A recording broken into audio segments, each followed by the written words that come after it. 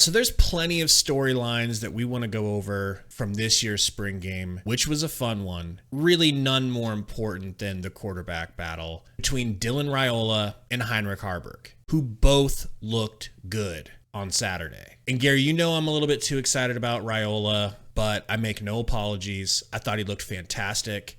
But full disclosure, like I've said before, I am a Bears fan. So between the two teams, I have no idea what I'm looking at when I'm looking at quarterbacks because I've only known poverty my entire life. This didn't feel like poverty anymore. Am I going too far when I say he looks better than anything we've had in years? And combining that with our relatively easy strength of schedule in the beginning of the year, that we are going to make a bowl game and get out of hell. To me, they're two separate scenarios, right? Like, I feel that the team overall is going to be better this year than it was last year, both by talent you're bringing in, guys returning, the development in the offseason, the strength of schedule, like you talked about, and just the program overall under Rule getting a little bit more comfortable with itself. As far as the Raiola, Kalen, Haarberg aspect goes, I think you got what you wanted out of a practice, essentially, out of a scrimmage game. Is like nobody seemed clueless. Nobody really had horrible passes. There were some questionable ones. You're going to get that every game from no matter who the starter is. Well, there's two big things to me that stand out that make me kind of pump the brakes and not get so head over my toes like I think you're doing, and I think a lot of fans will do, especially people that are already excited about Raiola, is that you have a situation where a lot of the reality of the game is taken out of it. For instance, they don't have to worry about getting hit. Plays can get blown dead because they would have been sacks, but the quarterback isn't worried about, I'm going to take this hit, or where's the pressure coming from, or I have to be careful and keep an eye on my backside, or maybe after a few hits, you start rushing through progressions or locking on the receiver to hurry up and get the ball out, knowing the pressure's coming. That being taken out of the equation in the environment and pressure of an actual game being on the line, not being part of the equation, kind of mirrors to me how good a prospect will look pre-draft in the combine when he's running in shorts and in a t-shirt, and then you put him in a game and all of a sudden it's like, oh shit, now real football's being played. That 4.2 speed doesn't mean anything, or that vertical doesn't mean as much because now guys are hitting you, or you got coverages over the top, whatever it may be. The other aspect is that Raiola and Daniel Kalen are known to be pocket managers and passers, right? So Haarberg is the opposite. He's a running quarterback that can throw, or, you need to throw and will throw in situations. They completely took out quarterback run game and for the most part the option in this entire scrimmage, which is what Haarberg excels at. So there's a big question of, is that what this offense is going to look like going forward, what we saw in the scrimmage? Or knowing that we don't want to get guys hurt, especially our quarterbacks, knowing that we're not very deep at quarterback. We've got three guys, one who started last year a handful of games in our best stretches, but did it, you could argue, again, other than Michigan, against a weaker competition and pretty much carried the offense with his legs. You can't afford to get a guy hurt and banged up when you're taking the contact off of the quarterbacks. It's not really fair to the defense in a scrimmage to sit there and run a lot of quarterback run plays or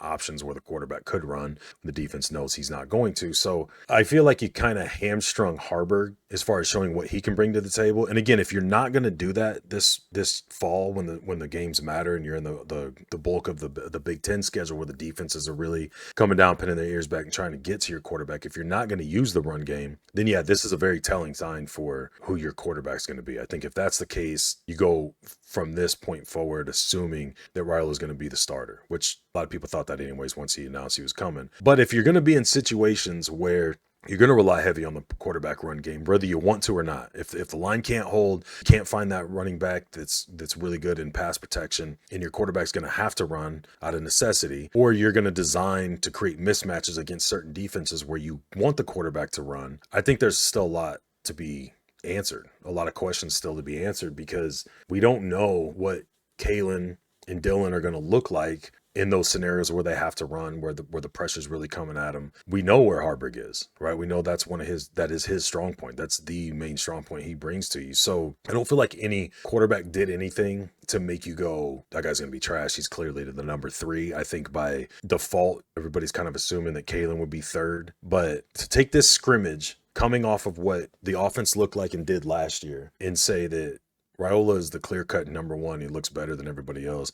I think it's kind of jumping to conclusions when there's a dimension of the game that wasn't shown or explored, I guess you could say, in the scrimmage that most likely is going to be a very critical point of the offense come regular season. To me, a good comparison or example would be if they came out in this scrimmage and went, we're only going to throw the ball 10% of the time on offense. The other times we're going to run heavy option and a lot of quarterback run plays. And then we all came away from it saying, yeah, Haarberg's clearly the number one guy. Raiola, not all he's hyped up to be, didn't look that great. Well, yeah, you didn't let him do what he's great at. And I feel like that's kind of what happened with Haarberg in this situation. I think not only does it make sense to do that in the spring game because you want to practice the things that you need more practice at, and there is no tackling. So what's really the point of doing QB options and stuff other than if you think you're going to see it a lot, you want to work on it. But that, and we know Marcus Satterfield's likes and dislikes when it comes to running the offense.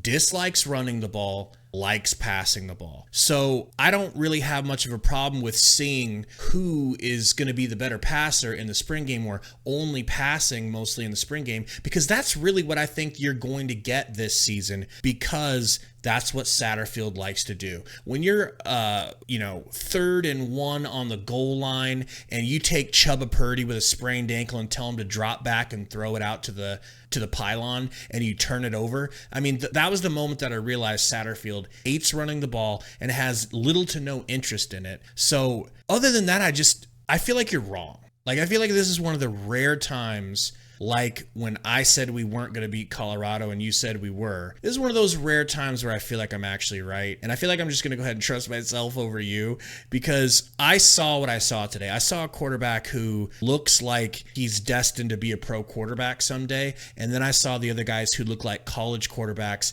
at a mid-level Power 5 school who can do a couple of things that quarterbacks can do, but not the big important things. And I think going forward, it's absolutely Raiola is number one. I think everyone in that program knows it and thinks he should be. And I'm really excited for it, man. And I can't wait till this plays out further and we get to see if I was wrong or see if I was right. I don't disagree with the vast majority of what you're saying. I think you're leaving out the aspect that, one, as much as Satterfield wants to throw the ball and not run, how often did we run last year? Quarterbacks.